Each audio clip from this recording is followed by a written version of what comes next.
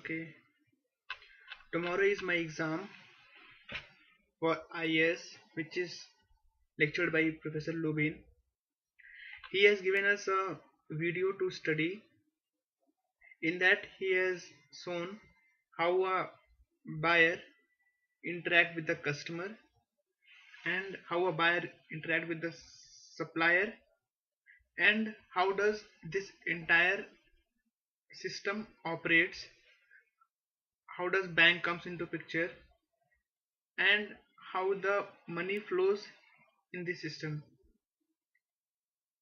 So when he gave us the video, he asked us to analyze the information asymmetry that is there in the market.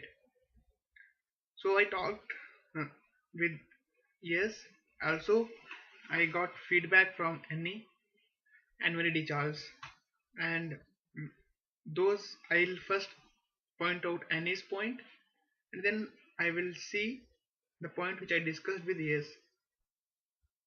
So the information asymmetries are two types.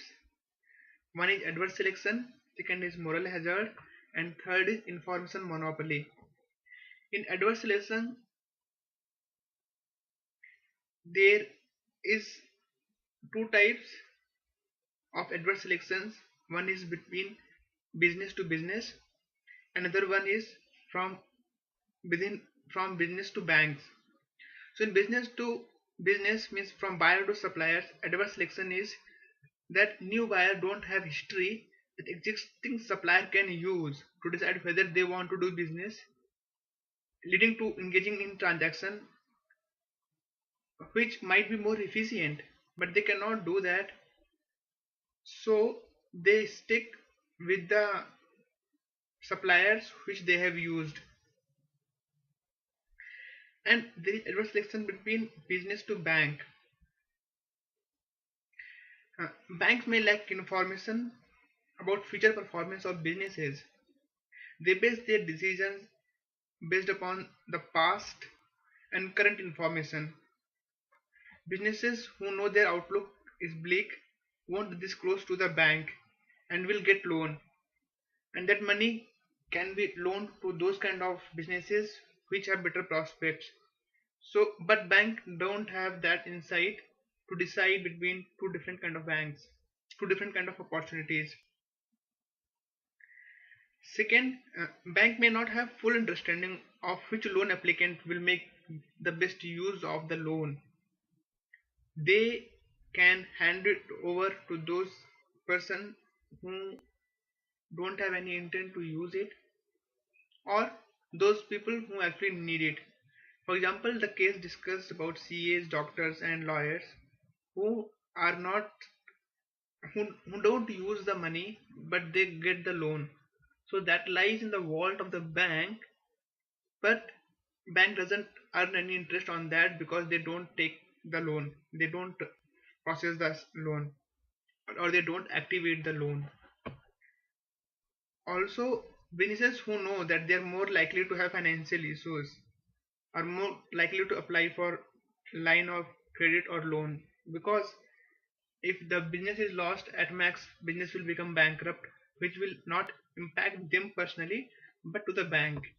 So these kind of stuff leads to the adverse selection. Moral hazard. Moral hazard is there between business to business and business to banks. For example, buyers take the risk of not paying quickly to the supplier because the cost of not paying quickly is borne by the supplier. That's why they hold it back for them. Also, businesses who get a line of credit or loan are more likely to engage in misspending or overspending because they have access to this money, the easy money, and if something is lost, then business is going to go bankrupt, but it won't affect them personally.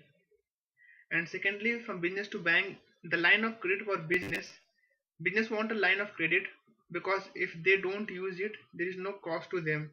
But banks suffer because they lose interest and tie up other money. Business don't feel the risk of getting a line of credit because they don't incur the consequences of that. Also, bank lengthy approval process slows down the velocity of money. Bank doesn't lose anything, but because of this, business might suffer. They might lose the competitive advantage or the edge. So this is the moral hazard in this. Also, bank may reduce the criteria to approve borrowers in order to get more people to borrow money, which creates more risk for the bank, but also the possibility of more interest. So moral hazard is they might want to give loan to those people who might not even need it, but since the money is there is easy money, they would apply for it.